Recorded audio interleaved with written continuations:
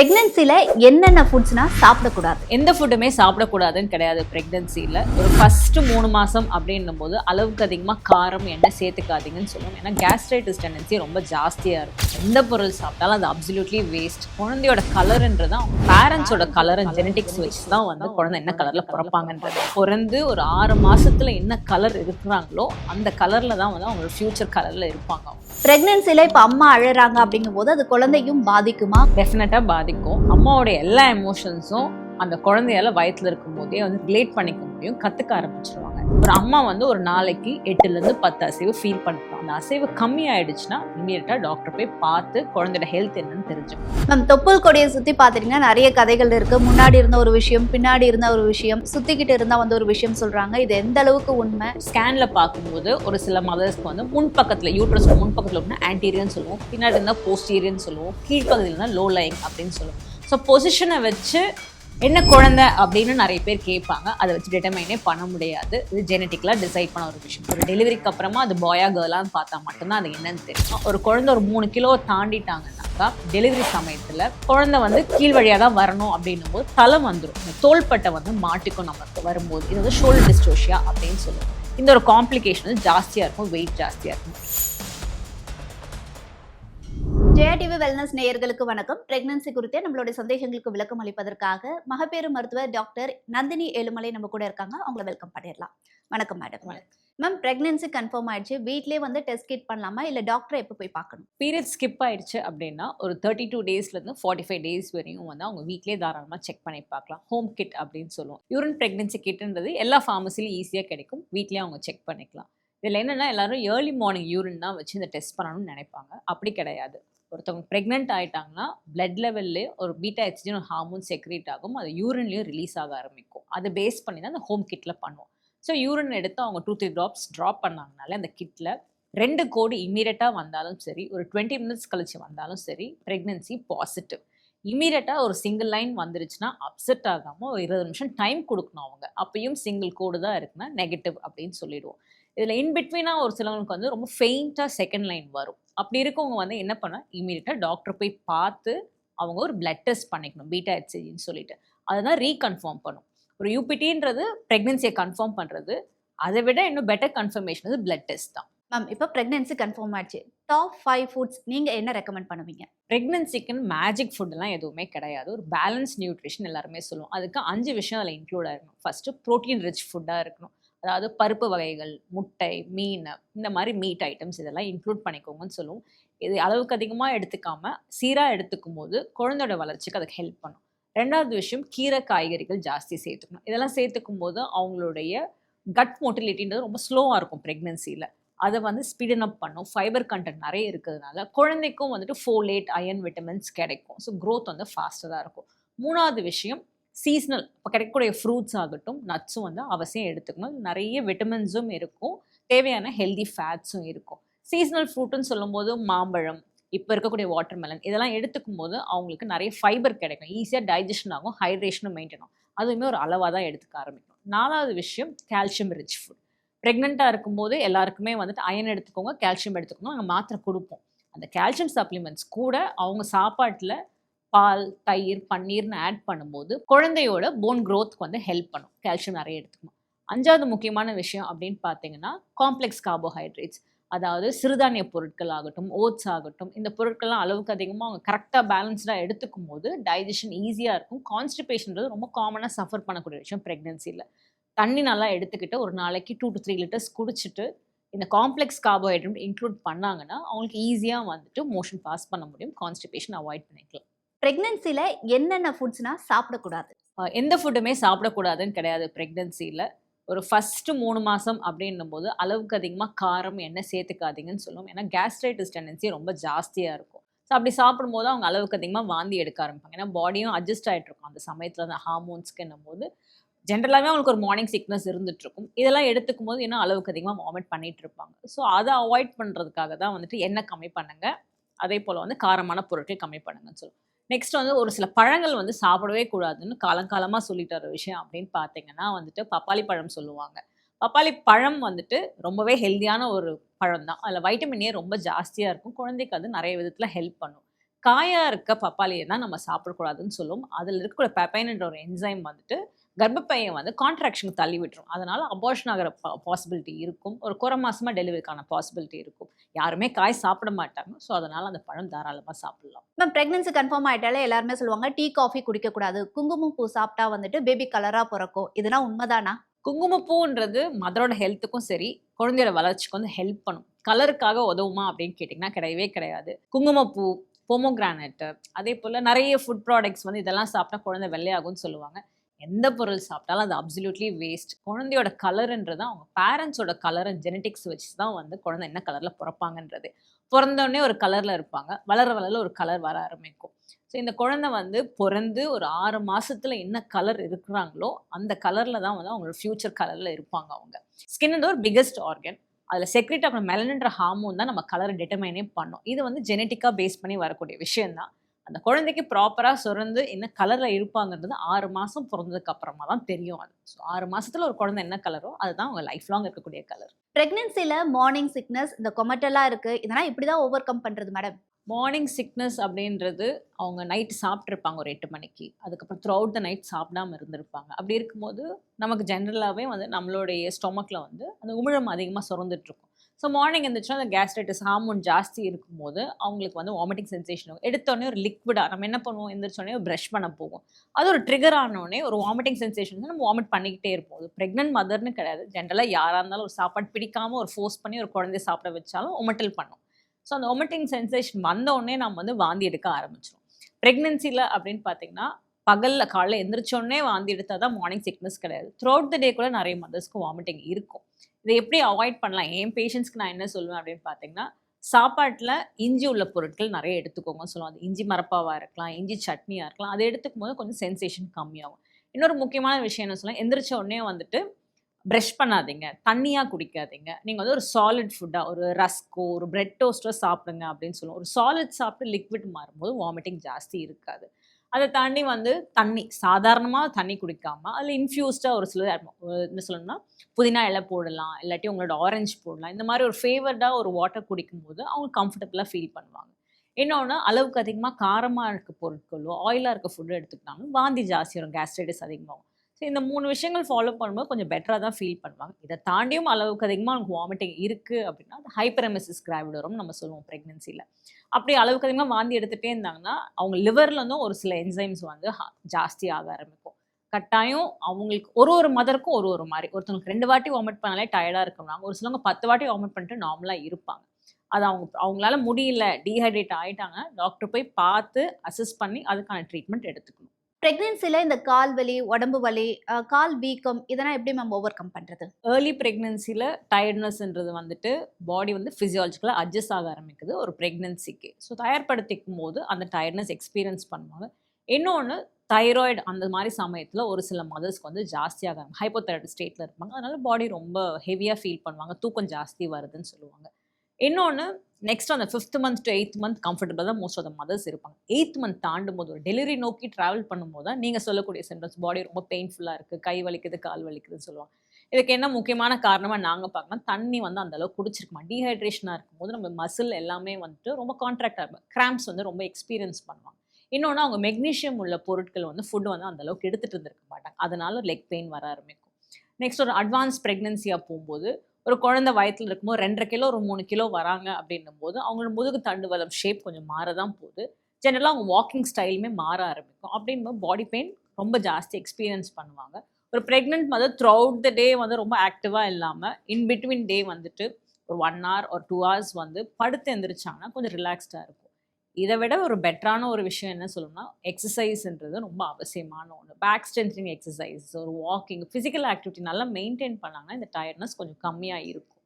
ரொம்ப sedentary life style lead பண்ணுற மதர்ஸ்க்கு தான் இந்த பெயின் ஜாஸ்தி ஆகும். ப்ரெக்னென்ட் ஆகிட்டா ரெஸ்ட் எடுக்கணும்னு கிடையாது, ஒரு ஆக்டிவ் லைஃப் ஸ்டைல் ரொம்ப முக்கியம். பிரெக்னன்சி டைம்ல விமென்ஸ் வந்து டிராவல் பண்றது சேஃபா? 2 வீலர் ஓட்டலாமா, இல்லை 4 வீலர்ல எவ்வளவு தூரம் டிராவல் பண்ணலாம்? ட்ராவல் டூரிங் ப்ரெக்னன்சின்றது அவங்க என்ஜாய் பண்ணுறாங்க, ஒர்க் இருக்குன்னு நெசசிட்டிக்கு ட்ராவல் பண்ண தான் செய்யணும். எல்லா ப்ரெக்னென்ட் மதர்ஸையும் ட்ராவல் பண்ணாதீங்கன்னு சொல்ல மாட்டோம். காமனாக என்கிட்டே கிளினிக்கில் வந்து கேட்குறது பார்த்தீங்கன்னா ஃபர்ஸ்ட் 3 months கேட்பாங்க, நான் ட்ராவல் பண்ணலாமா, இவ்வளோ தூரம் லாங் டிஸ்டன்ஸ்ன்றது. ஒரு டே டு டே ஒரு 5 கிலோமீட்டர்ஸ் டு 7 கிலோமீட்டர்ஸ் ட்ராவல் தாராளமாக ட்ராவல் பண்ணலாம். அது 2 வீலரில் ட்ராவல் பண்ணலாமா, காரில் பண்ணலாமா, இப்போ எப்படி போகணும்னு கேட்பாங்க. 2 வீலர்ன்றது சேஃபாக ஒருத்தங்க ரைட் பண்ணி கொண்டு போய் விடுறாங்க. பெருசாக பள்ளங்குழி இல்லைன்னா தாராளமாக ட்ராவல் பண்ணலாம். காரில் ட்ராவல் பண்ணுறது சேஃபான ஒரு விஷயம் தான். ஆல் த்ரூ அவுட் த ப்ரெக்னென்சின்னு பார்த்தீங்கன்னா வந்துட்டு ட்ராவல் இஸ் சேஃப். இப்போ ஒரு ஃப்ளைட் ட்ராவல்னா நமக்கு நார்ம்ஸே இருக்குது. 28 வீக்ஸ் மேலே நீங்கள் ஃப்ளைட்டில் ட்ராவல் பண்ண முடியாது ஒரு ப்ரெக்னென்ட் மதர். ஏன்னா குறை மாதம் டெலிவரி ஆச்சுன்னா நம்ம ஏரில் பார்க்க முடியாது. நெக்ஸ்ட்டு ஒரு அட்வான்ஸ் ப்ரெக்னென்சியில் அப்படின்னு பார்க்கும்போது ஒருத்தவங்க 7 மந்த்ஸ் தாண்டிட்டாங்கன்னா குழந்தை வந்து வயரில் ஒரு 1 கிலோக்கு தாண்டிடுவாங்கன்னும் போது மெக்கானிக்கல் டிஃபிகல்ட்டி இருக்கும். ஸோ படுத்துக்கிட்டு ட்ராவல் பண்ணுறது ரொம்ப கம்ஃபர்டபுளாக ஃபீல் பண்ணுவாங்க. அதே போல் அவங்களுக்கு வாஷ்ரூம் ரெஸ்ட் ரூம் ஃபெசிலிட்டியோட ஒரு ட்ராவல் இருக்குன்னா கம்ஃபர்டபுளாக ஃபீல் பண்ணுவாங்க. யாரை வந்து சுத்தமாக ட்ராவலே பண்ணாதீங்கன்னு சொல்கிற ஒரு கேட்டகரி ஆஃப் ப்ரெக்னென்ட் மதர்ஸும் இருக்கிறாங்க. அது யாருன்னு பார்த்தீங்கன்னா ரொம்ப கஷ்டப்பட்டு ரிப்பீட்டட் அபார்ஷன்ஸ்க்கு அப்புறமா ஒருத்தவங்க கன்சீவ் ஆயிருக்காங்க அப்படின்னும் போது அவங்கள வந்து ட்ராவல் அவாய்ட் பண்ணுங்கன்னு சொல்லுவோம். ஏன்னா அவங்களுக்கு க்ளோஸ்அப் மானிட்டரிங் தேவைப்படும் ஒரு டாக்டர்கிட்ட. இன்னொன்று அவங்களுக்கு கர்ப்பப்பை வாய் ஷார்ட்டாக இருக்குது, அது வந்து சர்விக்கல் லென்த் வந்து ரொம்ப ஷார்ட்டாக இருக்குது, இன்காம்பிடன்சி இருக்குது அப்படின்னா அவங்களுக்கு தையல் போட்டிருப்பாங்க.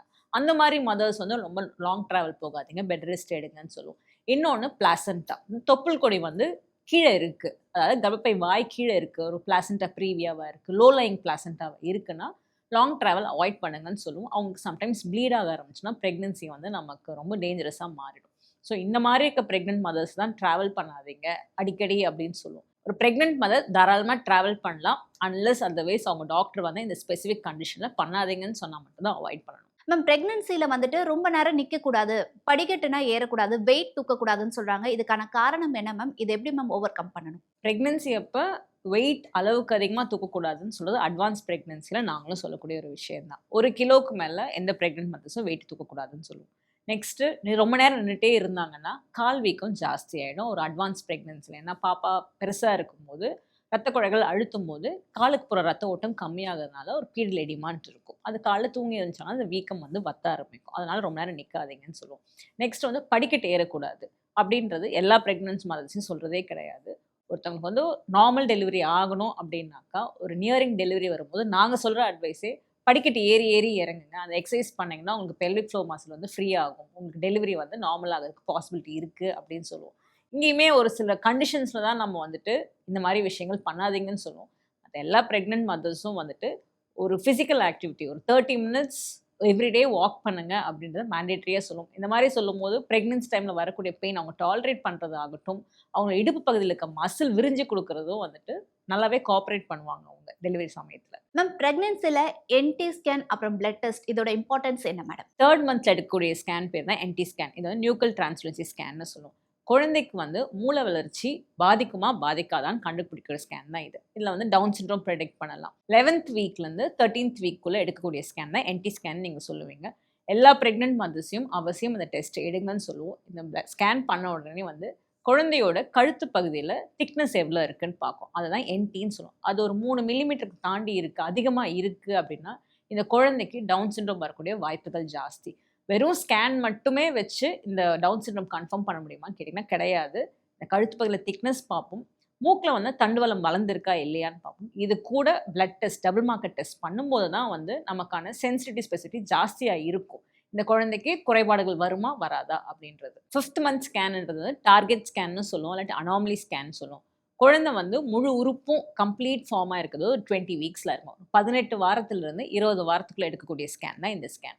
இதில் வந்து தலையிலேருந்து கால் வரையும் ஏதாவது குறைபாடுகள் இருக்கா, ஹார்ட் எப்படி இருக்குது, கிட்னி எப்படி இருக்குது, பிரெயின் எப்படி இருக்குது, நமக்கு அந்த கிரேனியல் வால்ட் வந்திருக்கா அப்படின்றது பிரச்சனைகள்லாம் கண்டுபிடிக்க முடியும். குறைபாடுகள் கண்டுபிடிச்சோம் அப்படின்னாக்கா அந்த குழந்தை பிறந்ததுக்கு அப்புறம் சர்வைவ் ஆவாங்களான்னு மாட்டாங்களா ஒரு விஷயம் இருக்குது. இப்போ வந்து முதுகு பின்னாடி தண்டுவளத்தில் ஒரு ஓட்டை இருக்குன்னா ஸ்பைனா பைஃபிடான்னு சொல்லுவோம், ஓப்பன் நியூரல் டியூப் டிஃபெக்ட் சொல்லுவோம். இந்த குழந்தையால் பிறந்ததுக்கு அப்புறமா உயிர் வாழ்றது ரொம்ப கஷ்டமான விஷயம். ஸோ உறுப்புகளில் பிரச்சனை இருக்குன்றத கண்டுபிடிக்கிற ஸ்கேன் 5th மந்த் ஸ்கேன். அதனால அவசியம் எல்லா பிரெக்னென்ட் மதர்ஸும் இந்த ஸ்கேன் பண்ணிக்கணும். பிரெக்னன்சில இப்ப அம்மா அழறாங்க அப்படிங்கும் போது அது குழந்தையும் பாதிக்குமா? குழந்தைங்களும் எமோஷனலா அதனால அஃபெக்ட் ஆவாங்களா? டெஃபினட்டாக பாதிக்கும். அம்மாவோட எல்லா எமோஷன்ஸும் அந்த குழந்தையால வயிற்றில் இருக்கும்போதே வந்து ரிலேட் பண்ணிக்க முடியும், கற்றுக்க ஆரம்பிச்சிருவாங்க. இது வந்து எமோஷன்ஸ் மட்டும் கிடையாது, அவங்களுடைய காது கேட்குறது, வாய்ஸ் கேட்குறது, அம்மாவோட வாய்ஸ் ரெக்கக்னைஸ் பண்ணுறதாகட்டும், அப்பாவோட வாய்ஸ் ரெக்கக்னைஸ் பண்ணதாகட்டும், அவங்க சாப்பிடக்கூடிய சாப்பாடு. இப்போ ப்ரெக்னெண்ட்டாக இருக்கும் போது ஒரு சில ஃபுட்டை அவாய்ட் பண்ணிக்கிட்டே இருக்காங்கன்னா குழந்தை பிறந்ததுக்கப்புறமா அந்த டேஸ்ட் அவங்களுக்கும் பிடிக்காது, அவர்ஷன் நிறைய இருக்கும். ஸோ நம்ம வயித்துல இருக்கும்போதே அந்த குழந்தைய வந்து அழகா ட்ரெயின் பண்ண ஆரம்பிக்கலாம். அதாவது நிறைய மதர்ஸ் வந்து புக் படிப்பாங்க. ரொம்ப காமா இருக்கிறதுக்கோ, ஒரு எக்ஸர்சைஸ், யோகா இந்த மாரி விஷயங்கள்லாம் செய்வாங்க. இப்ப என்ன அதுல ரொம்ப கவலைப்பட்டு கேட்பாங்கன்னா வந்து அழுதுட்டே இருந்தாங்கன்னா, குழந்தை ரொம்ப சோகமாயிடுமா. அந்த நிமிஷத்துக்கு அந்த எமோஷன் இருக்கும். ஸோ அதுவே கேரி ஃபார்வர்ட் ஆகும்னு கிடையாது. மேம் பிரெக்னன்சில எல்லாருக்குமே வந்து ஒரு ஆசை இருக்கும். தியேட்டர்னா போலாமா மேடம்? தாராளமா போலாம். என்ன மந்த் ஆஃப் பிரெக்னன்ட்டா இருக்காங்க அந்த மதர்ன்னு தான் இம்பார்ட்டன்டான ஒரு விஷயம். அதேபோல அது என்ன எமோஷன் இன்வால்வ் ஆயிருக்கு அப்படின்னு சொல்லிட்டு. ஒரு ஏர்லி பிரெக்னன்சில அவங்க எவ்வளோ நேரம் உட்காந்துருந்தாலும் முதுகு வலி அந்த அளவுக்கு இருக்க போறதில்ல. போய் வாட்ச் பண்ணலாம். ஒரு அட்வான்ஸ் பிரெக்னன்சி 8 மாதம் கழித்து இருக்க ஒரு பிரெக்னன்ட் மதரை ஒரு 4 மணி நேரம் புடிச்சு, ஒரு 3 மணி நேரம் புடிச்சு தியேட்டர்ல உட்கார வச்சோம் அப்படின்னாக்கா, கம்ஃபர்டபுளா இருக்க மாட்டாங்க அவங்களுக்கு. முதுகு வலி வர ஆரம்பிச்சுரும். அந்த சீட்டிங் ரொம்ப கம்ஃபர்டபுளா இருக்கு. இன் பிட்வீன் எந்திரிச்சு நடந்து போயிட்டு வராங்கனாக்கா, தியேட்டருக்கு போலாம். ஜென்ரலா ஒரு பிரெக்னன்ட்டா இருக்க மதர் வந்துட்டு, ஹை டெசிபல் இருக்க பிளேஸ்க்கு போகாதீங்கன்னு நம்ம சொல்லுவோம். ஒரு 85 டெசிபலுக்கு மேல இருந்துச்சு. அதாவது லவுடா ஒரு கான்சர்ட் போறாங்க. ரொம்ப ஆக்ஷன் த்ரில்லரா இருக்கு அப்படின்னும்போது, அது வந்து மதரோட எமோஷனையும் பாதிக்கும்.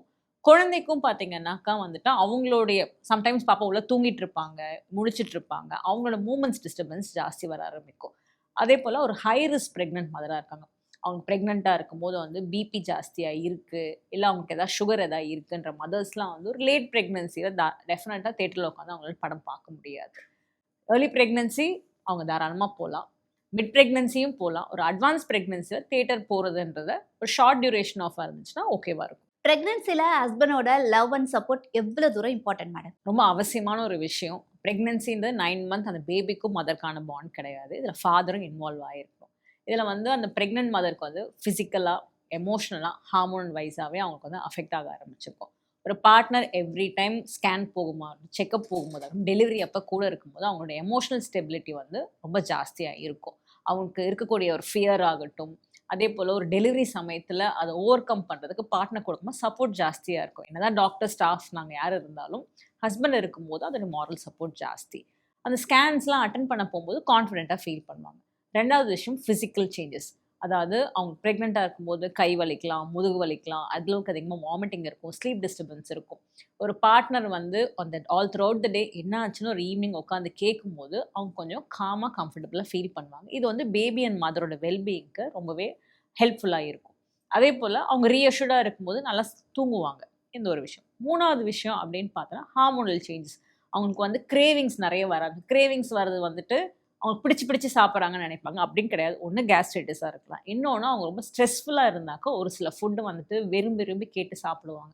இது பிரெக்னன்ட் மதர்ஸ் இல்ல. ஜென்ரலா யாரா இருந்தாலும் சரி, ஒரு ஸ்ட்ரெஸ்ஃபுல்லா இருக்கும்போது ரிப்பீட்டடா ஒரே மாரி ஒரு பேட்டர்ன் ஆஃப் ஃபுட்ட நம்ம சாப்பிடுவோம். ஒரு பிரெக்னன்சில பார்ட்னர் எப்பலாம் அவசியம் இருக்கணும் அப்படின்னு கேட்டிங்கன்னா, செக்கப் போம்போது அவசியமா இருக்கணும். ஸ்கேன் போம்போது அவசியம் இருக்கணும். ஒரு டெலிவரி ரூம்ல இப்போ மாடர்னா ஒரு என்வைரன்மென்ட் நம்ம வந்துட்டோம். ஒரு பொட்டிக் டைப்ல. அப்ப டெலிவரி அப்ப கட்டாயம் ஹஸ்பண்ட் வந்து பார்ட்னரோட இருக்கணும். பிரெக்னன்ட் மதரோட இருக்கணும்னு சொல்லுவோம். ஏன்னா, அந்த டெலிவரி டைம்ல அவங்க என்ன கோ த்ரூ பண்றாங்கன்னு பார்க்கும்போது, அவங்களுக்கான ஒரு அண்டர்ஸ்டாண்டிங்கே ஜாஸ்தி ஆகுது. அதேபோல லேபர்னா என்னன்ற ஒரு விஷயம் ஒரு ஹஸ்பண்டுக்கு தெரிய ஆரம்பிக்குது. ஒரு டெலிவரினா என்னன்ட்டு.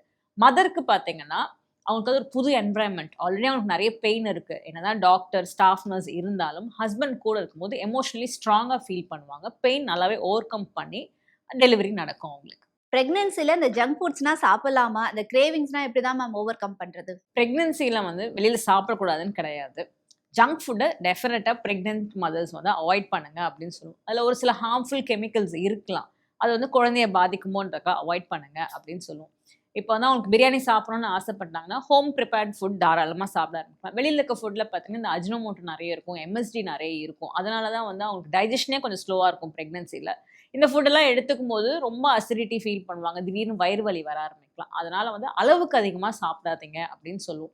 எல்லா நாளும் ஒரே மாரியான ஒரு ஃபுட் வெளியிலேயே சாப்பிட்டு இருந்தாங்கன்னா, நியூட்ரிஷனல் வேல்யூஸ் வந்து ரொம்ப கம்மியா இருக்கும். ஒரு பேலன்ஸ் நியூட்ரிஷன் குழந்தைக்கு கிடையாது. வளர்ச்சிய சம்டைம்ஸ் பாதிக்க ஆரம்பிக்கலாம். இப்ப ஸ்பெசிஃபிக்கா பார்த்தீங்கன்னா, KFCல கூட அவங்களோட சிக்கன்ல வந்துட்டு இதில MSG இருக்கு. பிரெக்னன்ட் மதர்ஸ் எடுத்துக்க கூடாது அப்படின்னு சொல்லுவாங்க.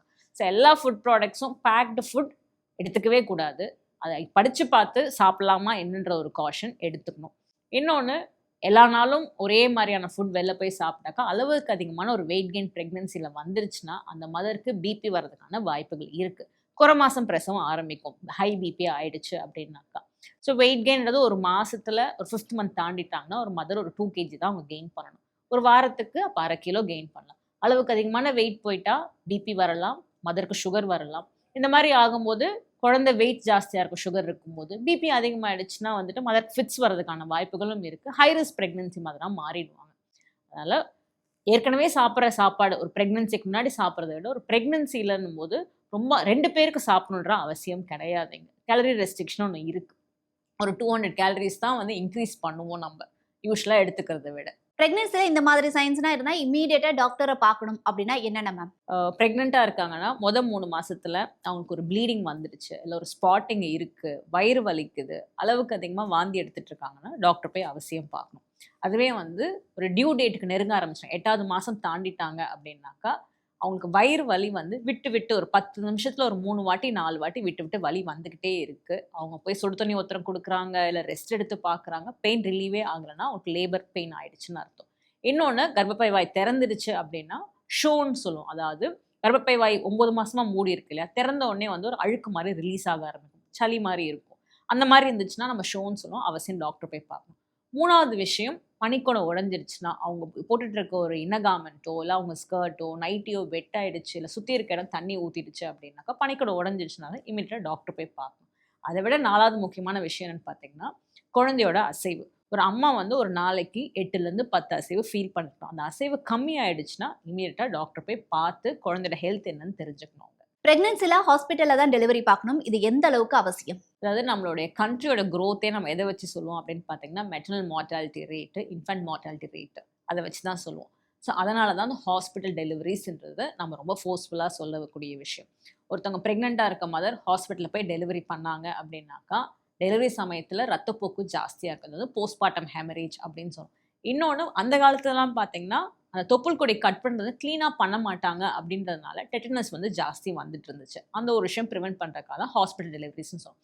3வது விஷயம், குழந்தை வந்து பிறந்த உடனே நல்லா மூச்சு விட்டுட்டாங்க அப்படின்னா பிரச்சனை கிடையாது. மூச்சுல ஏதாவது பிரச்சனை இருக்குனாக்கா அந்த மாதிரி சமயத்தில் ஹாஸ்பிட்டலில் வச்சு பார்க்குறது தான் வந்து சேஃபான ஒரு விஷயம். என்ஐசியூ ஃபெசிலிட்டி நல்லா இருக்கணும் ஒரு குழந்தைய மேனேஜ் பண்ணுறது.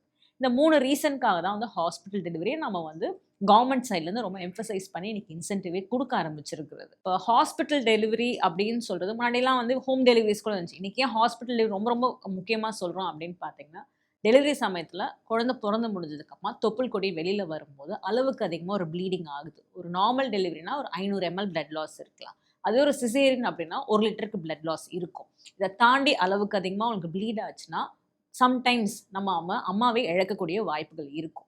இது எதனால் நடக்குது பிபிஹெச் அப்படின்னு பார்த்தீங்கன்னா ரொம்ப பெருசாக இருந்த கர்ப்பப்பை சுருங்காமல் போயிடுச்சுன்னா அளவுக்கு அதிகமாக உங்களுக்கு ப்ளீடிங் போக ஆரம்பிக்கலாம். சம்டைம்ஸ் அந்த பிளாசண்டா வந்து உள்ளாரே கொஞ்சம் ஸ்டக்காக இருந்தாலும் ப்ளீடிங் ஜாஸ்தியாகும். இது என்ன இருக்குன்னு இமீடியட்டாக நம்ம கண்டுபிடிச்சி நம்ம ட்ரீட்மெண்ட் பண்ணணும். இதை தடுக்கிறதுக்காகவே தான் பிபிஹெச் ப்ரிவென்ட் பண்ணுறதுக்காக ஹாஸ்பிட்டல்ஸ் நாங்கள் எல்லாரும் என்ன பண்ணோம்னா குழந்தை பிறந்ததுக்கு அப்புறமா வந்து இடுப்பில் ஒரு ஊசி கொடுப்போம், அது வந்து ஆக்சிடோசின் அப்படின்னு சொல்லுவோம். பிளாசண்டா அதாவது டெலிவரி ஆனதுக்கு அப்புறமா தான் இந்த இன்ஜெக்ஷன் கொடுப்போம். நெக்ஸ்ட்டு நல்லா யூட்ரஸை மசாஜ் பண்ண ஆரம்பிப்போம், ஸோ தட் நல்லா கான்ட்ராக்ஷன் ஆகுதான்னு சொல்லிட்டு. போஸ்ட் டெலிவரி இமீடியட்டாக அவங்களோட பிபி பல்ஸ் என்னன்னு பார்ப்போம். அவங்களுடைய பல்ஸ் ரேட் ரொம்ப ஜாஸ்தியாக இருக்குது மதருக்கு அப்படின்னாக்கா அவங்க வந்து நிறைய பிளட் லூஸ் பண்ணிட்டு இருக்காங்கன்னு அர்த்தம். ஸோ ஹாஸ்பிட்டல் செட்டப்பில் இருக்கும்போது இந்த பிபிஹெச்சை ஈஸியாக மேனேஜ் பண்ண முடியும். அங்கே வந்து அந்த மதரை வந்து லூஸ் பண்ணாமல் லைஃப் சேவிங் ஒரு விஷயம் பண்ண முடியும். அதுக்காக தான் ஹாஸ்பிட்டல் டெலிவரியை எம்ஃபசைஸ் பண்ணுறது. மேம், நார்மல் டெலிவரிக்கு என்னதான் மேம் பண்ணணும்? நார்மல் டெலிவரி ஆகணும் அப்படின்னா ஃபஸ்ட்டு வந்துட்டு அந்த மதர் வந்து ஃபிசிக்கலி ஆக்டிவாக இருக்கணும். ஒரு 5வது மாதம் ஆரம்பித்த உடனே வந்துட்டு நான் மதர்கிட்ட சொல்கிறதெல்லாம் ஒரு 15 minutes ஆஃப் வாக், ஒரு டின்னர் முடிச்சுட்டு ஒரு எவ்ரிடே வாக்கிங்னு ஒன்று போக ஆரம்பிங்க அப்படின்னு சொல்லுவோம். அதுக்கப்புறமா பார்த்தீங்கன்னா பர்திங் கிளாஸஸ் நம்ம எஜுகேட் பண்ண ஆரம்பிச்சிடும். இது மதர் மட்டும் அட்டன் பண்ண மாட்டாங்க, அவங்க ஸ்பௌஸும் கூட போவாங்க. போகும்போது வந்து இப்போ வந்து நம்ம வந்து எல்லாருமே வந்து ஒரு செடென்ட்ரி லைஃப்ஸில் இருந்திருக்கோம். அந்த இடுப்பு கீழே இருக்க சதைகள் வந்துட்டு எல்லாருக்கும் ரொம்ப டைட்டாக இருக்கும். அதை வந்து விரிவாக்கம் பண்ணி கொடுக்குறதுக்கு பெல்விக் எக்ஸசைசஸ் நம்ம சொல்லிக் கொடுக்க ஆரம்பிச்சிருவோம். இது ஒரு டாக்டர் வித் ஃபிசியோதெரபிஸ்ட் கைடடாக நம்ம இது சொல்லிக் கொடுக்கும்போது அந்த எக்ஸசைஸ் கொஞ்சம் பண்ண ஆரம்பிப்பாங்க. ஒரு டெலிவரி டியூக்கு வரும்போது இதில் வந்து டக் வாக்கிங் இருக்குது, பட்டர்ஃப்ளை எக்ஸசைஸ் இருக்குது, ஸ்டெப்ஸ் கிளைம் பண்ணி போகிற எக்ஸசைஸ் இருக்குது. இதெல்லாம் வந்து கைடடாக அந்தந்த ஃபேஸ் ஆஃப் வீக்ஸ் ஆஃப் ப்ரெக்னன்சிக்கு ஏற்ற மாதிரி சொல்லிக் கொடுக்கும்போது அவங்களுக்கு அந்த மசில் வந்து கிவ்வே ஆகும். ஒரு டெலிவரி சமயத்தில் டைட்டாக இருக்காது. எல்லாருமே இன்னைக்கு ப்ரெக்னென்ட் ஆகாமல் எனக்கு சுகப்பிரசவம் ஆகணும்னு நினைப்பாங்க. அந்த மாதிரி இருக்க மதர்ஸ் இந்த விஷயங்கள் எல்லாம் பண்ண ஆரம்பிக்கணும். டெலிவரி சமயத்தில் இந்த எக்ஸசைஸ் எப்படி ஹெல்ப் பண்ணும் அப்படின்னு கேட்டிங்கன்னா பெயின் வரும்போது அதோட டாலரன்ஸ் வந்து அவங்க பெட்டராக என்டியூர் பண்ண ஆரம்பிப்பாங்க. ஏன்னா ப்ரையராகவே அவங்கள எஜுகேட் பண்ணிட்டோம். ஒரு ப்ரெக்னன்சியில் டெலிவரி சமயத்தில் இந்த மாதிரி தான் பெயின் இருக்கும், இந்த மாதிரி டெலிவரி ஆக போகுது. முன்னாடியே அவங்களுக்கு எஜுகேஷன் இருக்கிறதுனால நல்லாவே டாலரேட் பண்ணுவாங்க. அடுத்தது ஒரு வேளை அவங்களுக்கு சிசேரியன் தான் ஆக போகுதுன்னா கூட போஸ்ட் சிசேரியன் அவங்களுடைய ரெக்கவரி வந்து ஃபாஸ்ட்டாக இருக்கும். எந்த மதர்ஸ்லாம் ஃபிசிக்கலி ஆக்டிவாக இருக்கிறாங்களோ அடுத்த நாளே வந்து எந்திரிச்சு நடப்பாங்க, உட்காருவாங்க, அவங்களுக்கு பெயின் டாலரன்ஸ் பெட்டராக இருக்கும். அதுவே ஒன்றுமே பண்ணாமல் இருக்க மதர்ஸ் பார்த்தீங்கன்னா வெயிட் கெயின் ஜாஸ்தியாக இருக்கும். அதே போல் டெலிவரி நெருக்க சமயத்தில் பெருசாக விரிவாக்கம்ன்றது கம்மியாக இருக்கும். அவங்க கர்ப்பப்பை வாய் விரிவாக்கம்ன்றது. மேம் ப்ரெக்னன்சில எல்லா லேடிஸ்க்குமே பார்த்தீங்கன்னா நார்மல் டெலிவரி ஆகணும் அப்படின்னு தான் ஆசைப்படுவாங்க. சில காரணங்களால வந்துட்டு அது வந்து சி செக்ஷன்ல போய் முடியுது. இதுக்கு என்னதான் மேம் காரணம்? சி செக்ஷன் ரேட் வந்து ஹை ஆகுதுன்றது எல்லாரும் காமனாக நோட் பண்ணக்கூடிய அப்சர்வேஷன். இப்போ என்னன்னா ஹை ரிஸ்க் ப்ரெக்னன்சி வந்து நம்ம ரொம்பவே வந்து பிக்கப் பண்ண ஆரம்பிச்சோம். அதுதான் ஒரு ரீசனாக ஒரு கைனகாலஜிஸ்டாக நான் சொல்லுவேன். எல்லாருக்குமே சிசேரியன் பண்ணுவோமான்னு கேட்டிங்கன்னா கிடையாது. மதரும் பேபியும் த்ரூஅவுட் த லேபர் ஹெல்த்தியாக இருக்கிறாங்க, பேபியோட ஹார்ட் பீட் நல்லா இருக்குது, பனிக்கூட தண்ணி கிளியராக தான் இருக்குது அப்படின்னாக்கா கர்ப்பப்பை வாய் 10 சென்டிமீட்டர் ஓப்பன் அப் ஆகிற நம்ம வெயிட் பண்ணி ஒரு வெஜினல் டெலிவரி தான் நம்ம கொடுப்போம். யாருக்கெல்லாம் சிசேரியன் ஆகுது அப்படின்னு பார்த்தீங்கன்னா காமனாக அந்த லேபர் சமயத்தில் குழந்தையால் அந்த வலியை வந்து சரியாக என்டியூர் பண்ணிக்க முடியல, ஆக்சிஜன் சப்ளை போகிறது கம்மியாயிடுச்சுன்னா அந்த சிடிஜி மிஷினில் பாப்பாவோட ஹார்ட் பீட் வந்து கம்மியாகும். ஃபீட்டல் டிஸ்ட்ரெஸ்ன்ற ஒரு பட்சத்தில் சிசேரியன் பண்ணியிருப்பாங்க. இல்லாட்டி பாப்பா உள்ளாரே மோஷன் போயிருந்தாங்க, மெக்கோனியம் ஸ்ட்ரெயின் லைக் இருந்தால் சிசேரியன் ஆயிருக்கும். அதை தவிர்த்து மதரோட ஹெல்த் ஏதாவது ஒரு இடத்துல பாதிக்கப்படுது, பிபி ரொம்ப ஹையாக இருக்குது, அவங்களுக்கு ஒரு ஃபிட்ஸ் அடிக்க போகுது, இல்லை ரொம்ப நேரமாக அவங்க கர்ப்பப்பை திறக்கவே இல்லை, ஒரு 12 மணி நேரம் 24 மணி நேரம் ஒரு வலியோடு இருக்கிறாங்க, திறக்கவே இல்லை அப்படின்ற பட்சத்தில் சிசேரியன் ஆகலாம். அதுவே வந்து பனிக்கூட தண்ணி ரொம்ப சுத்தமாக இல்லவே இல்லை, லைக்கரே இல்லைன்ற பட்சத்தில் ஒரு சிசேரியன் ஆகலாம். இந்த மாதிரி ஒரு கண்டிஷன்ஸில் மட்டும்தான் சி செக்ஷன் பண்ணுவோம். ஒரு ஃபர்ஸ்ட் டைம் ப்ரெக்னென்ட் மதர் எல்லாரோட எய்மே வந்துட்டு முடிஞ்ச அளவுக்கு ஒரு வெஜினல் டெலிவரி கொடுக்குமான்றது. அதுவே உங்களுக்கு ப்ரீவியஸாக ஒரு சிசேரியன் செக்ஷன் ஆயிருந்துச்சுன்னா அவங்களுக்குமே இப்போலாம் வந்து வெஜினல் டெலிவரி நாங்கள் கொடுக்குறோம். அதாவது விபேக் அப்படின்னு சொல்லுவோம், vaginal birth after C section. இதுக்கும் ஒரு சில க்ரைட்டீரியாஸ் இருக்குது. ஃபர்ஸ்ட்லேருந்து டெலிவரியும் ஒரே டாக்டரை பார்த்துருக்கணும், ப்ரீவியஸாக எதுக்காக சிசேரியன் பண்ணாங்க அப்படின்ற ஒரு விஷயம் அதுக்கு இண்டிகேஷன் இருக்குது. அவங்களுடைய எலும்பு வந்து ரொம்ப குறுகலாக இருக்கும், ஒரு சிபிடிக்காக சிசேரியன் பண்ணியிருந்தாங்கன்னா குழந்தை வந்து கீழ் வழியாக வரதுக்கான வாய்ப்புகள் இல்லை. அந்த மாதிரி மதர்ஸ்க்கு நம்ம விபேக் கொடுக்க மாட்டோம். அப்பயும் அவங்களுக்கு சிசேரியன் ஆயிருக்கலாம் ஃபர்ஸ்ட் டைம் மதருக்கு. மேம் தொப்புள் கொடியை சுத்தி பாத்தீங்கன்னா நிறைய கதைகள் இருக்கு. முன்னாடி இருந்த ஒரு விஷயம், பின்னாடி இருந்த ஒரு விஷயம், அதே மாதிரி வந்து சுத்திக்கிட்டு இருந்தா வந்து ஒரு விஷயம் சொல்றாங்க. இது எந்த அளவுக்கு உண்மை? இதுல இருக்கக்கூடிய ரியாலிட்டி என்ன மேடம்? தொப்புள் கொடின்றது பிளாசண்டாவை தான் நீங்கள் சொல்லக்கூடிய. ஸ்கேனில் பார்க்கும்போது ஒரு சில மதர்ஸ்க்கு வந்து முன்பக்கத்தில் யூட்ரஸ் முன்பக்கத்தில் இருக்குன்னா ஆன்டீரியர்னு சொல்லுவோம், பின்னாடி இருந்தால் போஸ்டீரியர்னு சொல்லுவோம், கீழ்ப்பகுதியில் இருந்தால் லோ லைங் அப்படின்னு சொல்லுவோம். ஸோ பொசிஷனை வச்சு என்ன குழந்தை அப்படின்னு நிறைய பேர் கேட்பாங்க. அதை வச்சு டிட்டர்மைனே பண்ண முடியாது. இது ஜெனட்டிக்கலாக டிசைட் பண்ண ஒரு விஷயம். ஒரு டெலிவரிக்கு அப்புறமா அது பாயா கேர்லான்னு பார்த்தா மட்டும்தான் அது என்னன்னு தெரியும். நெக்ஸ்ட் தொப்புள் கொடி வந்து ஒரு வாட்டி சுற்றி இருந்தாலும் சரி, 2 வாட்டி சுற்றி இருந்தாலும் சரி, அவங்களுக்கு வந்து ஒரு வெஜினல் டெலிவரி அலோவ் பண்ணுவாங்க, தாராளமாக அலோவ் பண்ணுவோம். அந்த லேபர் சமயத்தில் குழந்தையோட ஹார்ட் பீட் நல்லா இருக்குது அந்த சிடிஜி மானிட்டரில் அப்படின்னாக்கா எந்த பிரச்சனையும் இல்லைன்னும் போது நார்மல் டெலிவரி தாராளமே அலோவ் பண்ணுவோம். அந்த மாதிரி நிறைய குழந்தைங்க டெலிவரி பண்ணியிருக்கும். அந்த தொப்புள் கொடி சுற்றி இருக்கும்போது டெலிவரி சமயத்தில் தலை கீழே இறங்கும்போது தொப்புள் கொடி ரொம்ப நேரம் அழுத்திக்கிட்டே இருக்குது, அவங்களுக்கு ஃபீட்டல் டிஸ்ட்ரெஸ் போயிடுச்சுன்னா மட்டும்தான் சிசேரியன் பண்ணுவாங்க. ஸோ எல்லா ப்ரெக்னென்ட் மதர்ஸ்க்கும் தொப்புள் கொடி சுற்றி இருந்தாக்க சிசேரியன் ஆகுமான்னு கேட்டிங்கன்னா கிடையாது, வெஜினல் டெலிவரி பண்ண முடியும். மேம் ட்வின்ஸ் பேபி யாருக்கெல்லாம் பாசிபிலிட்டிஸ் இருக்கு? ரெட்டை குழந்தை அப்படின்றது அவங்க ஃபேமிலியில் அந்த ப்ரெக்னெண்ட்டாக இருக்க மதர் சைடில் அம்மா வீட்டு சைடில் யாருக்கா ரெட்டை குழந்தை இருந்திருக்காங்க, இல்லை அவங்க ஹஸ்பண்ட் சைடில் யாராவது இருந்திருக்காங்க, ஜெனட்டிக்கலாக அதுக்கான பாசிபிலிட்டி இருக்குது. இன்னொரு விஷயம், அவங்க ப்ரெக்னென்சிக்கு ட்ரை பண்ணும்போது நாங்கள் ஓவுலேஷன் ட்ரக்ஸ் ஒரு சிலது யூஸ் பண்ணுவோம். ரொம்ப நாளாக ஃபர்டிலிட்டி ட்ரை பண்ணிட்டு இருக்காங்க, அந்த மாதிரி சமயத்தில் வந்து ட்வின்ஸ் வரும். இன்னொன்று இப்போ அட்வான்ஸ் டெக்னாலஜி ஐவிஎஃப் நிறைய பேருக்கு தேவைப்படுறது இருக்கிறதுனால அவங்களுக்குமே வந்து ட்வின் ப்ரெக்னென்சி பாசிபிலிட்டி இருக்குது. ஸோ இந்த மாதிரியான கப்பல்ஸ் தான் ட்வின்ஸ் வரும். இந்த ஃபுட் சாப்பிட்டா எனக்கு ட்வின்ஸ் வந்துடுமா, அதை சாப்பிட்டா வந்துடுமா கேட்டிங்கன்னா கிடையவே கிடையாது. இன்னும் உங்களுக்கு ஃபேமிலி ட்ரீல இருக்கணும், இல்லாட்டி நீங்கள் ஏதாவது ட்ரீட்மெண்ட் அண்டர்கோ பண்ணியிருந்தீங்கன்னா அங்கே ட்வின்ஸ் வரும். மேம் பேபி வெயிட் அதிகமாகிடுச்சுன்னா சி செக்ஷன் ஆகிடும் அப்படின்னு பயந்துட்டு நிறைய பேர் வந்து வெயிட் ஏறாமல் இருக்கிறதுக்காக கம்மியாக சாப்பிட்றாங்கல்ல, இது வந்து சரிதானா? இது டெஃபினட்டாக தவறு தான். ஒரு ப்ரெக்னென்ட் மதர் வந்துட்டு ஒரு சீரான பேலன்ஸ் நியூட்ரிஷன் எடுத்துக்கணும். ரொம்ப கம்மியாக சாப்பிட்டு எல்லா நியூட்ரிஷனும் கம்மியாக இருந்தாக்கா பாப்பாவோட வெயிட் ரொம்ப கம்மியாக ஆரம்பிச்சிடும். அது வந்து லோ பர்த் வெயிட் பேபியாக மாறிடும். ஜென்ரலாகவே ஒரு ப்ரெக்னென்சியில் ஒரு 5th மந்த்தில் குளுக்கோஸ் டாலரன்ஸ் டெஸ்ட்னு பண்ணுவோம். அந்த மதருக்கு வந்துட்டு ஜெஸ்டேஷனல் டயபெட்டிஸ் வருமா வராதான்னு கண்டுபிடிக்கும். அப்படி அவங்களுக்கு டிடெக்ட் பண்ணியிருக்கோம் ஜிடிஎம் மதராக இருக்காங்கன்னாக்கா ரொம்ப high containing sugar, simple sugars இருக்க ஃபுட்டை அவாய்ட் பண்ணுங்கன்னு சொல்லுவோம். செவ்வாழை, பலாப்பழம், மாம்பழம் வந்து அளவுக்கு அதிகமாக சாப்பிடாதீங்கன்னு சொல்லுவோம். அதே போல் அவங்களுக்கு வந்துட்டு ஃபுட்டை வந்து ஒரு 3 மெயின் மீலாக எடுத்துக்காமல் பிரித்து சாப்பிடுங்கன்னு சொல்லுவோம். அதாவது small meals, 3 main meal 3 snack meal அப்படின்னு எடுக்க சொல்லுவோம். இப்படி எடுத்துக்கும் போது அவங்களோட த்ரூ அவுட் த டே வந்து அந்த சுகர் கண்டென்ட் வந்து கம்மியாக இருக்கும். அதே போல் பேபியோட க்ரோத் அடிக்குவேட்டாக இருக்கும். இது எங்கே பிரச்சனையாக மாறும் அப்படின்னு பார்த்தீங்கன்னா, ஒரு குழந்தை ஒரு 3 கிலோவை தாண்டிட்டாங்கன்னாக்கா டெலிவரி சமயத்தில் டியூரிங் த லேபர் குழந்தை வந்து கீழ் வழியாக தான் வரணும் அப்படின்னும் போது தலை வந்துடும். இந்த தோள்பட்டை வந்து மாட்டிக்கும் நமக்கு வரும்போது. இது வந்து ஷோல்டர் டிஸ்டோஷியா அப்படின்னு சொல்லுவோம். இந்த ஒரு காம்ப்ளிகேஷன் வந்து ஜாஸ்தியாக இருக்கும், வெயிட் ஜாஸ்தியாக இருக்கும். இன்னொன்று அவங்களுக்கு வந்து வெஜினல் டெலிவரி ஆகுது டிஃபிகல்ட்டாக இருக்கும். தலை கீழே இறங்குது நெகோஷியேஷன் வந்து ரொம்ப டிஃபிகல்ட்டாக இருக்கும் மதரோட பெல்விஸில். ஸோ அதனால தான் வந்துட்டு மதரோட வெயிட் வந்து ப்ராப்பராக மானிட்டர் பண்ணுங்க அப்படின்னு சொல்லுவோம். ஒரு மாசத்துல 2 கிலோ வெயிட் ஏறி இருக்கலாம். அதுக்கு மேல போச்சு அப்படின்னா பாப்பாவோட வெயிட்டும் அதிகமா இருக்கும். அவங்களுக்கு வெஜினல் டெலிவரி ஆகிறதுக்கான பாசிபிலிட்டியும் கம்மியாக ஆரம்பிச்சிடும். இது எல்லாருக்குமே அப்ளிகபிள்னு கேட்டிங்கன்னா கிடையாது. ரொம்ப ஷார்ட்டா இருக்க மதர்ஸ்க்கு இது ரொம்ப காமனா இருக்கும். இங்க வந்து சிபிடின்ற விஷயம் ரொம்ப காமனா இருக்கும். மேம் பிரெக்னன்சில ஃபர்ஸ்ட் 3 மந்த்ஸ்ல வாமிட்டிங் நிறைய இருக்கறனால சரியா சாப்பிட முடியாம இருக்கு. இதனால வந்து பேபியோட வெயிட் ஹெல்த் அஃபெக்ட் ஆகுமா? முதல் 3 மாசம் வாமிட்டிங்ன்றது ஹைப்பரெமெசிஸ் கிராவிட் அளவுக்கு அதிகமா இருக்கிறது அப்படின்னு சொல்லுவோம்.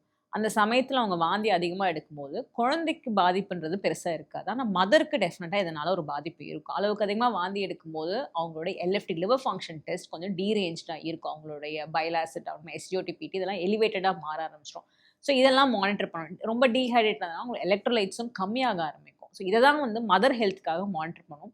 அவங்க அந்த சமயத்துல பெருசா வெயிட் கெயின் இல்லாட்டாலும் பரவாயில்லன்னு தான் சொல்லுவோம். ரொம்ப எக்ஸ்ட்ரீம் வெயிட் லாஸ் இருக்கு அப்படின்னா கரெக்டாக ஒரு டாக்டர் அட்வைஸோட அது என்ன காரணத்தினால ஆகுதுன்னு கண்டுபிடிச்சு அதை நம்ம ட்ரீட் பண்ண ஆரம்பிக்கணும். அளவுக்கு அதிகமாக ஃபர்ஸ்ட் 3 மந்த்ஸே திணிக்கணுன்ற அவசியம் கிடையாது ஃபுட்டை பொறுத்த அளவுக்கு. ஒரு 5th மந்த்துக்கு மேலே தான் அம்மா கிட்ட இருந்து குழந்தைக்கு நியூட்ரிஷனே போக ஆரம்பிக்கும். மேம் பிரெக்னன்சில இந்த ஸ்ட்ரெச் மார்க்ஸ் இதெல்லாம் எப்படி மேம் ஓவர் கம் பண்றது? இது வராம இருக்க என்ன பண்ணலாம்? ஸ்ட்ரெச் மார்க்ன்றது எல்லா ப்ரெக்னென்ட் மதர்ஸ்க்கும் வருமானு கேட்டிங்கன்னா கிடையாது. அவங்க உடம்பு வாகு பொறுத்து தான். அவங்க ஜெனட்டிக்காக அந்த ஸ்கின் டெண்டன்சி என்ன இருக்கோ, ஒரு சிலவங்களுக்கு பார்த்தீங்கன்னா கீரைனாக்கா டக்குன்னு அது வந்து தழும்பாக மாறிடும். ஒரு சிலருக்கு தழும்பே வராது. ஸோ ஜெனட்டிக் மேக்கப் தான் இது. ப்ரெக்னன்சி ஒரு 5th மந்த் வந்துட்டாங்கன்னும் போது வயிறு பகுதி ஸ்ட்ரெச் ஆகும்போது ஒரு வெயிட் கெயின் வரப்போகுது. ப்ரெக்னெண்ட்டாக இருக்கும்போதுன்னு கிடையாது. ஜென்ரலாகவே ஒரு வெயிட் திடீர்னு கெயின் பண்ணுறோம், திடீர்னு லூஸ் பண்ணுறோம்னு பார்த்தீங்கன்னா நிறைய பேருக்கு அந்த ஸ்ட்ரெச் மார்க்ஸ் இருக்கும். இது ஏன்னாக்கா அந்த ஃபைப்ரஸ் வந்து ரொம்ப ஸ்ட்ரெச் ஆகி திருப்பி வர்றதுனால அது இருக்கக்கூடிய ஒரு மார்க். இதை ப்ரிவென்ட் பண்ணணும் அப்படின்னாக்கா சுத்தமாக வராமல் பார்த்துக்கணுமா கேட்டிங்கன்னா கிடையாது.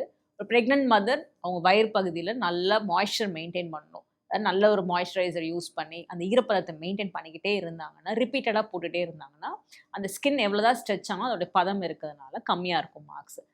அதை மீறியும் வருது அப்படின்னாக்கா ஒரு போஸ்ட் டெலிவரி அதுக்கான ட்ரீட்மெண்ட் ஆப்ஷன்ஸ் இப்போ அவைலபிளாக இருக்குது அவங்களுக்கு. மேம் பிரெக்னன்சி டைம்ல வந்து இச்சிங் வந்து அதிகமா இருக்கு நிறைய லேடிஸ் சொல்லி நம்ம கேள்விப்படுறோம். இது எதனால மேம்? இதை எப்படி அவாய்ட் பண்ணலாம்? ப்ரெக்னன்சியில் ஒரு 7th மந்த் 8th மந்த் வந்ததுக்கு அப்புறமா இச்சிங் இருக்குது அப்படின்னா ஒரு கைனகாலஜி ரொம்ப சிக்னிஃபிகண்ட்டாக அதை பார்ப்போம் நம்ம.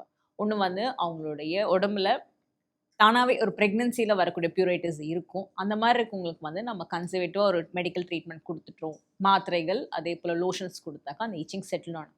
அதோட விட்டுருவோமான்னு கேட்டிங்கன்னா கிடையாது. அவங்க எல்லாருக்குமே லிவர் டெஸ்ட்டும் ஒரு பைல் ஆசிடும் எவ்வளோ இருக்குன்னு நம்ம பார்ப்போம்.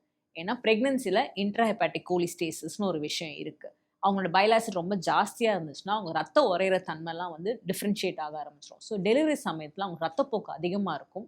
அதனால் அந்த பைல் ஆசிட் மானிட்டர் பண்ணிட்டு வந்துட்டு ஒரு நிறைய மாதம் வந்துட்டாங்கன்னா எவ்வளோ குயிக்காக டெலிவரி பண்ணுறோமோ அதை பொறுத்து பேபியோட சேஃப்டி இருக்கும். ஒன்ஸ் அந்த பிளாசண்டா வெளியில் வந்துட்டாலே இந்த இச்சிங்லாம் கம்மியாக ஆரம்பிக்கும். அவங்க ஒரு ப்ரீ டேர்ம் மதராக இருக்காங்களா டேர்ம் மதராக இருக்காங்கன்றத பொறுத்து தான் அந்த பியூரிட்டிஸ் ட்ரீட் பண்ணுறதே நமக்கு இருக்கும். மேம் பிரெக்னன்சி டைம்ல எத்தனை ஸ்கேன் நம்ம பண்ணணும்? இதோட இம்பார்ட்டன்ஸ் என்ன? இதை பற்றி சொல்லுங்க. ப்ரெக்னெண்ட்டாக இருக்க மதர் வந்து ஃபஸ்ட்டு கன்ஃபார்ம் பண்ணுறதுக்கு ஒரு டேட்டிங் ஸ்கேன்னு சொல்லுவோம். அந்த 11th வீக்கில் எடுக்கக்கூடிய ஸ்கேன் அது வந்து என்டி ஸ்கேன்னு சொல்லுவோம். அது அவசியம் பண்ணிடணும். டவுன் சிண்ட்ரோம் அந்த இடத்துல பிக்கப் பண்ண முடியும் குழந்தைக்கு வருமா வராதான்னு. நெக்ஸ்ட்டு பார்த்தீங்கன்னா 5வது மாதத்தில் எடுக்கக்கூடிய ஸ்கேன் டார்கெட் ஸ்கேன்னு சொல்லுவோம். குழந்தைக்கு அனாமலிஸ் அதாவது குறைபாடுகள் தலையிலேருந்து கால் வரை எக்ஸ்டர்னலாக பார்க்கக்கூடிய குறைபாடுகள் இருக்கான்றதை கண்டுபிடிக்க முடியக்கூடிய ஸ்கேன். அந்த ஸ்கேனுமே அவங்க அவசியமாக பார்க்கணும். ஏன்னா அவங்களுக்கு இதயத்தில் ஏதாவது பிரச்சனை இருக்குது, கிட்னியில் ஏதாவது பிரச்சனை இருக்குது, மூளையில் ஏதாவது பிரச்சனை இருக்குன்னா அந்த ப்ரெக்னன்சியை கேரி ஃபார்வர்ட் பண்ணக்கூடாது அவங்க. ஸோ அதை கண்டுபிடிக்கிறதுக்காக அந்த ஸ்கேன் அவசியம் பண்ணுங்கன்னு சொல்லுவோம். 3வது முக்கியமான ஸ்கேன் என்னென்னு பார்த்தீங்கன்னா க்ரோத் ஸ்கேன். ஒரு 8வது மாதம் தாண்டிட்டாங்கன்னா அந்த குழந்தையோட வளர்ச்சி எப்படி இருக்குன்னு பார்க்குறதுக்கு க்ரோத் ஸ்கேன் அவசியம் பண்ணும். அதில் வந்துட்டு வயிறு பகுதி அப்டோமினல் சர்க்கம்ஃபரன்ஸ் எவ்வளோ இருக்குது, ஹெட் சர்க்கம்ஃபரன்ஸ் எவ்வளோ இருக்குது, நீர் எவ்வளோ இருக்குன்னு பார்ப்போம். இதை பேஸ் பண்ணி குழந்தையோட வெயிட்டும் சரி ஹெல்த்தும் சரி எப்படி இருக்குன்னு தெரியும். ரத்த ஓட்டமும் ஒரு சில வாட்டி நம்ம பார்ப்போம் குழந்தைக்கு எப்படி போகுதுன்ட்டு. ஸோ 3 ஸ்கேன் ஒரு ப்ரெக்னென்ட் மதர் அவசியமாக பண்ணியிருக்கணும் ப்ரெக்னன்சியில். மேம் இவ்வளோ நேரம் எங்களோட கொஷின்ஸ்க்கு எல்லாமே ரொம்பவே ஷார்ட் அண்ட் ஸ்வீட்டாக அழகாக விளக்கங்கள் கொடுத்தீங்க. ரொம்ப நன்றி மேடம். தேங்க்யூ. நேயர்களே மற்றும் ஒரு நிகழ்ச்சியில் சந்திப்போம். நன்றி, வணக்கம்.